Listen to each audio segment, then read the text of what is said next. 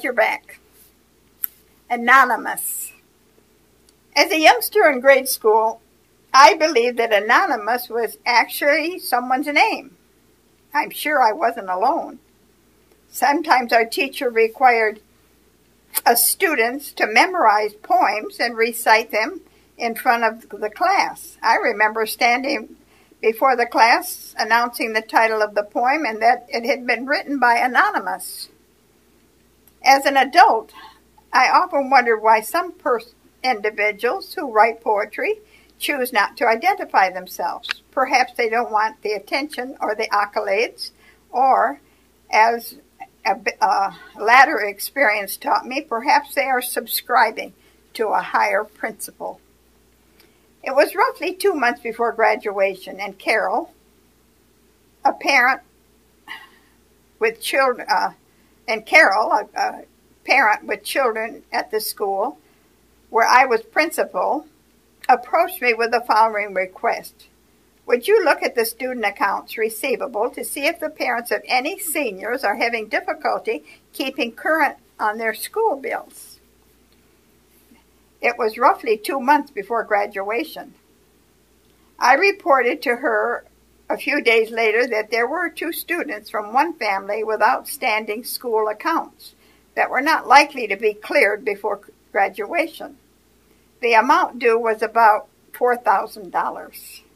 Carol listened, scribbled a note to herself, and said she would be back. It was the week of final exams, and students had to clear their accounts, pay up, in other words, or they would not be able to take their tests. If there were no final grades, then those students would not be able to participate in graduation exercises. It was not a popular administrative decision to stand by, but the faculty had discovered that firm action was needed to keep student accounts receivable under control. Then Carol stopped by my office again and asked, have the students cleared their accounts? I responded that the family had suffered financial setbacks and had not been able to pay their bill. Carol then handed me a check for the balance owed. As I stood back in shock, she whispered, by the way, I don't want anyone to know about this. Many times over the years, even this man that's writing this is an associate director of education for a conference on the West Coast. Many times over the years, even when experiencing her own financial challenges, Carol repeated this same act of kindness. Numerous students had the privilege of participating in graduation exercises because of the selflessness shown by someone who was to them named Anonymous. One day, unable to contain my curiosity, I asked Carol, why are you doing this? She responded with this story. I once knew a student whose mother didn't have the money to clear her account. On commencement day, this girl marched down the aisle with all her classmates. When her name was called, she walked up proudly to receive her diploma folder. When she returned to her place, she hurriedly opened the folder to take a quick peek at her hard-earned diploma, only to discover a blank sheet of paper where the diploma should have been. Her eyes instantly clouded over as she read the message. Congratulations.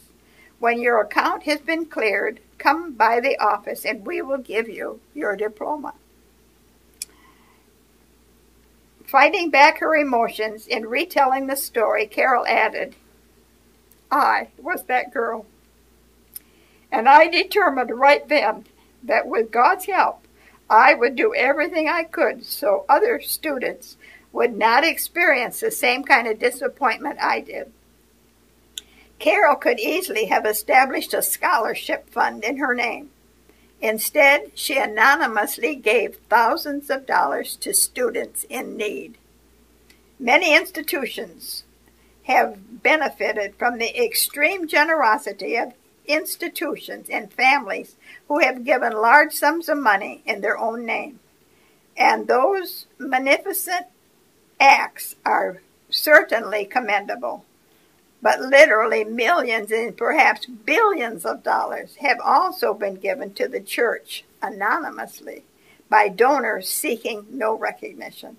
They are simply asked themselves the question, if I don't help, who will? Their names may not appear in any earthly records, but the acts of generosity are certainly recorded in the books of heaven. God keeps it pretty accurate. Famby Thomas, Associate Director of Education. Okay, then I have one more. I like this.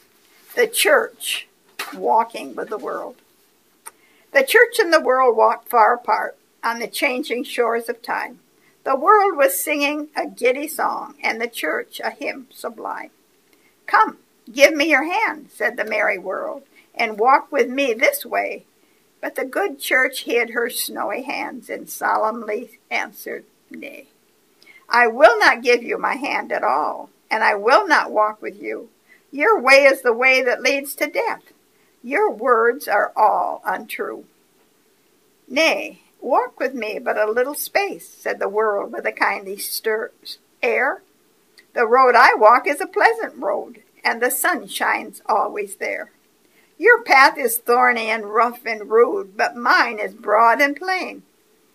My way is paved with flowers and dews, and yours with tears and pain.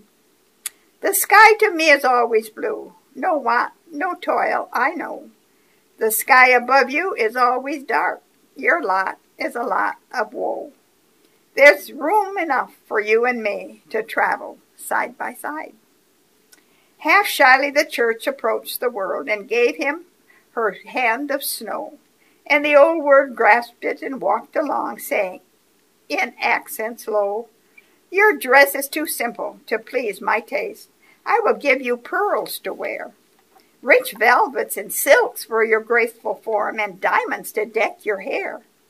The church looked down at her plain white robes, and then at the dazzling world, and blushed as she saw his handsome lip with a smile contemptuously curled. I will change my dress for a costlier one, said the church with a smile of grace.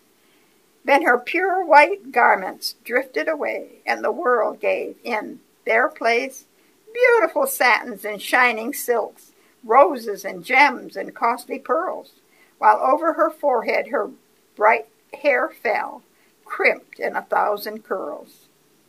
Your house is too plain, said the proud old world. I'll build you one like mine, with walls of marble and towers of gold, and furniture ever so fine.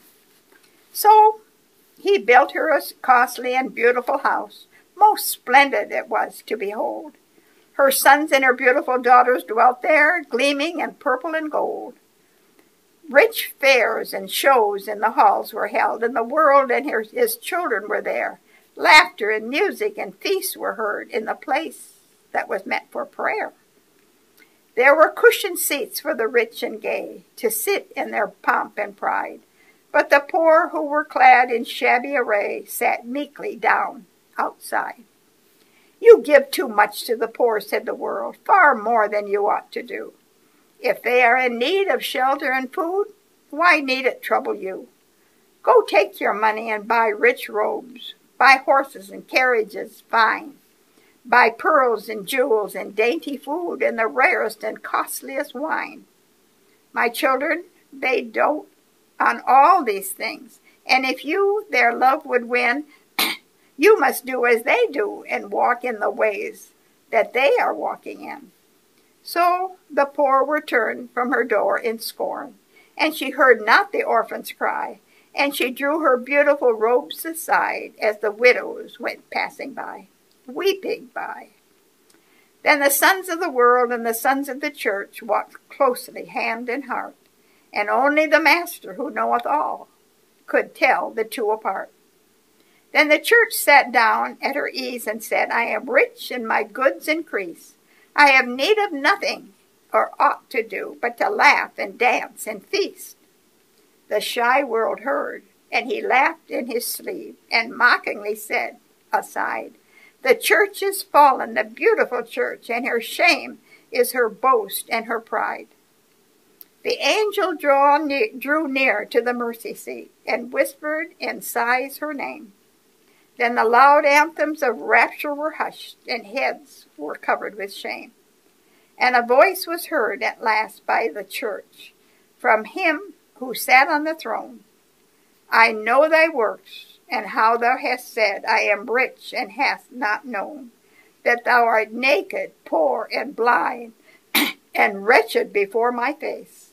Therefore from my presence cast I thee out, and blot thy name from its place. This is an old poem. Matilda C. Edwards. God bless you.